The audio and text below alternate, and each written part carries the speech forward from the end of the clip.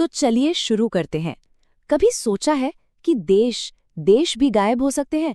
मतलब हम सब तो यही सोचते हैं कि दुनिया का नक्शा पत्थर की लकीर है ना?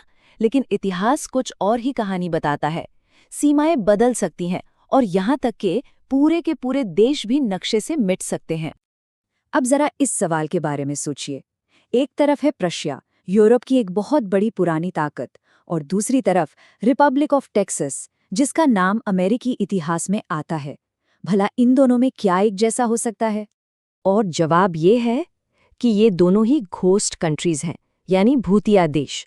ये उन देशों में से हैं जो कभी हुआ करते थे, जिनकी अपनी सरकारें थीं, अपनी सीमाएं थीं।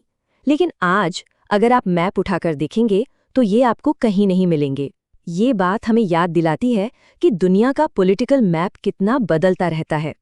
अच्छा, किसी देश के गायब होने का सबसे सीधा साधा तरीका क्या हो सकता है? सिंपल, अपना नाम बदल लेना। ये कुछ ऐसा है जैसे कोई अपनी पहचान बदल ले।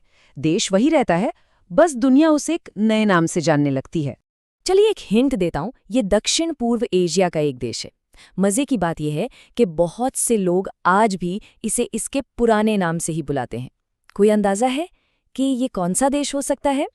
जी हाँ, बर्मा। साल 1989 में बर्मा का नाम आधिकारिक तौर पर बदलकर म्यांमार कर दिया गया।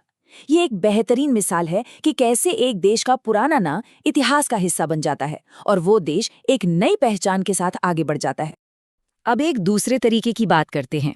कभी कभी क्या होता है कि एक ही देश के दो हिस्से शांति से, बिना किसी लड़ाई झगड़े के, अलग अलग रास्ते पर चलने का फैसला कर लेते हैं। इसे एक तरह का वेलवेट डिवोर्स या मखमली तलाक भी कहते हैं। ये शायद मॉडर्न हिस्ट्री के सबसे मशहूर उदाहरणों में से एक है। कोल्ड वॉर के बाद बना एक देश जिसके दो मुख्य हिस्सों ने मिलकर शांति से अलग होने का फैसला कर लिया। वो देश था चेकोस्लोवाकिया। ये एक ऐसा राष्ट्र था जो पहले विश्व युद्ध के बाद ऑस्ट्रो हंगेरियन साम्राज्य के टूटने पर बना था। लेकिन 20वीं सदी के आखिर में ये शांति से दो हिस्सों में बंट गया, चेक रिपब्लिक और स्लोवाकिया। और देखिए, नतीजा ये हुआ कि एक देश की जगह अब दो नए आज़ाद देश बन गए। जहां कभी एक झंडा लहराता था, वहां अब दो हैं, और आज दोनों ही यूरोप के अहम सदस्य हैं। चलिए अब आगे बढ़ते हैं और देखते हैं कि तब क्या होता है जब एक छोटा आज़ाद देश अपने किसी बड़े पड़ोसी देश का हिस्सा बन जाता है। इस प्रोसेस को एनेक्सेशन कहते हैं। यहाँ एक ऐसे देश की कहानी है जिसने अपनी आज़ादी के लिए बड़ी लड़ाई लड़ी, कुछ साल तक एक आज़ाद मुल्क की तरह रहा भी, लेकिन आखिर में एक बहुत बड़ी ताकत का हिस्सा बन गया। और वो देश था द रिपब्लिक ऑफ टेक्सास। हाँ, वही टेक्सास। बहुत से लोग टेक्सास को अमेरिका के एक राज्य के तौर पर जानते हैं, लेकिन शायद ये नहीं जानते होंगे कि ये लगभग 10 साल तक एक आज़ाद देश था। सोचिए, द रिपब्लिक ऑफ टेक्सास का वजूद सिर्फ 9 साल का था। ये एक जबरदस्त उदाहरण है कि कैसे देशों की किस्मत कितनी तेजी से बदल सकती है। अच्छा, अब छोटे देशों से हटकर जरा बड़ी स्केल पर बात करते हैं। जब बड़ी बड़ी ताकतें और साम्राज्य बिखरते हैं, तब तो नक्शे पर बहुत ही बड़े बदलाव आते हैं।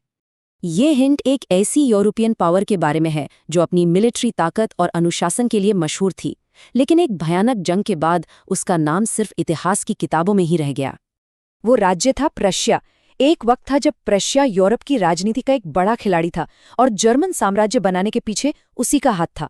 लेकिन पहले विश्व युद्ध में जर्मनी की हार के बाद प्रशिया भी एक तरह से खत्म हो गया। उसके हिस्से जर्मनी और नए बने पोलैंड जैसे देशों में मिल गए। और अब आते हैं हमारे आखिरी और शायद सबसे नाटकीय उदाहरण पर। एक ऐसी सुपर पावर जिसने 20वीं सदी में आधी दुनिया पर अपना दबदबा बनाए रखा और फिर अचानक ताश के पत्तों की तरह ढह गई। सोवियत संघ।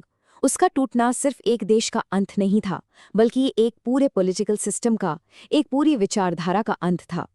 इस एक घटना ने दुनिया के नक्शे को हमेशा हमेशा के लिए बदल दिया।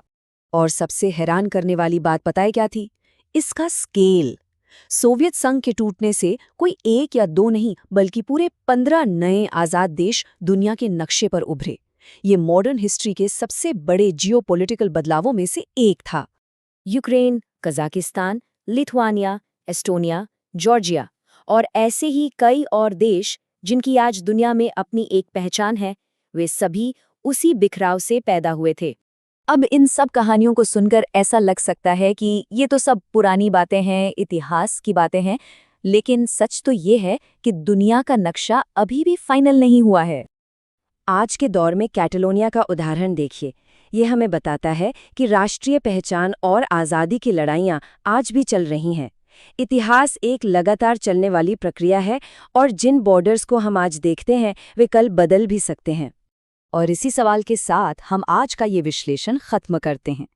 आज के नक्शे पर ऐसा कौन सा देश हो सकता है जो आने वाले कल का भूतिया देश बन जाए? दुनिया को इस नज़रिए से देखना हमें बताता है कि हमारा आज कितना नाजुक और कितना डायनामिक है। सोचने वाली बात है ना?